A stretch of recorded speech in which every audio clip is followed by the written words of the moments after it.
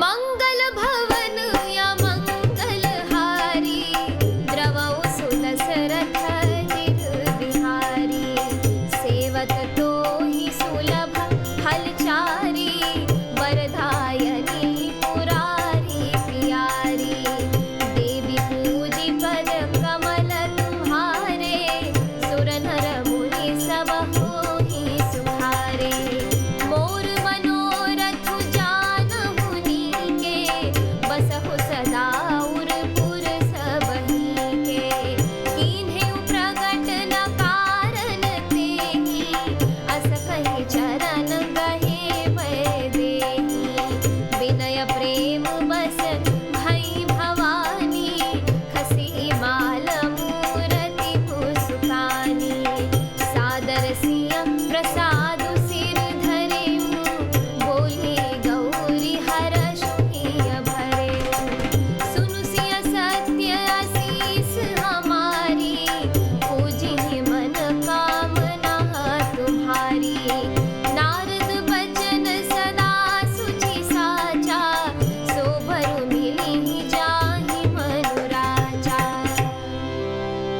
मनु जाहि राजयु मिलिहि सोबरु, सहज सुंदर सावरो, करुणा निधान सुजान शील, सनेहु जानत रावरो, एहि भांति गौरी असीस सुनि सिय सहित हिय हर्षियली, तुलसी भवानी पूजि पुनि पुनि, मुदित मन मंदिर चली, मंगल भवन या मंगलहारी, द्रवौ सुदशरथ बिहारी, जानि गौरी अनुकूल, सियहिय हरषु न जाय कहीं, मंजुल मंगल मूल, बामंग भरकन लगे, मंगल भवन या मंगलहारी, द्रवौ सुदशरथ बिहारी, हृदय सराहत सियलो नाई, गुर समीप गवने दो भाई, राम कहा सब कौशिक पाही, सरल सुभाउ छुअत छल नाही, सुमन पाई मुनि पूजा कीन्ही, पुनि शीस दुहु भाई न दीन्ही, सुफल मनोरथ होहु तुम्हारे, राम लखन सुनि भये सुखारे, करि भोजन मुनि वर विज्ञानी, लगे कहन कछु कथा पुरानी, विगत दिवस गुरु आयसु पाई, संध्या करन चले दो भाई, प्राची दिसि शशि उयउ सुहावा, सिय मुख सरिस देखि सोक पावा, बहुरि विचारु कीन्ह मन माही, सिय बदन समहि मकर नाही, मंगल भवन या मंगलहारी, द्रवौ सुदशरथ बिहारी, जन्म सिंधु पुनि बंधु विषु, दिन मलिन सकलंक,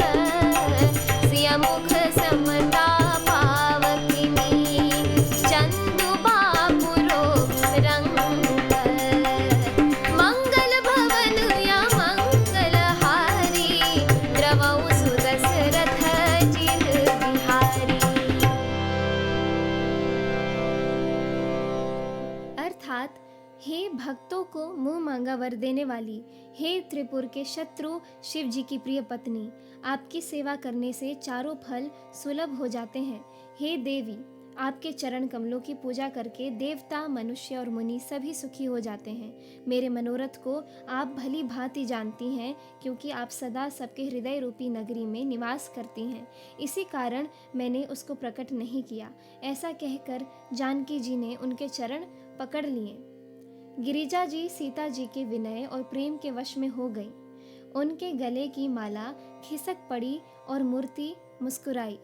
सीता जी ने आदर पूर्वक उस प्रसाद माला को सिर पर धारण किया।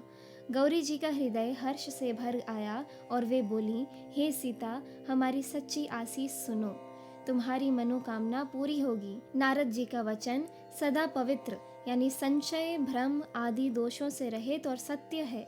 जिसमें तुम्हारा मन अनुरक्त हो गया है वही वर तुमको मिलेगा।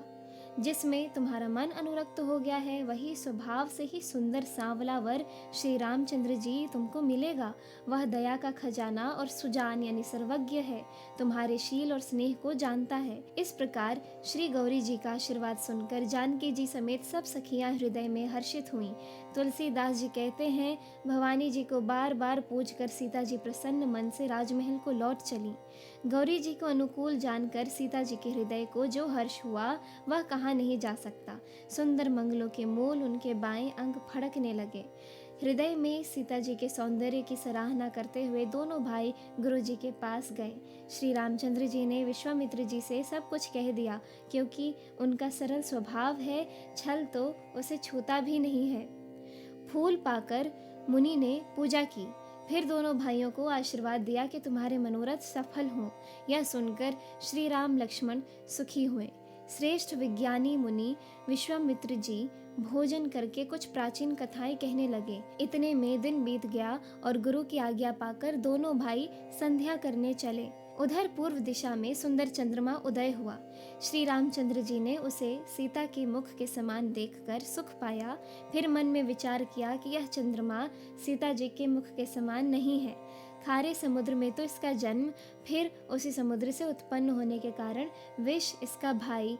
दिन में यह मलिन यानी शोभाहीन निस्तेज रहता है और कलंकी काले दाग से युक्त है।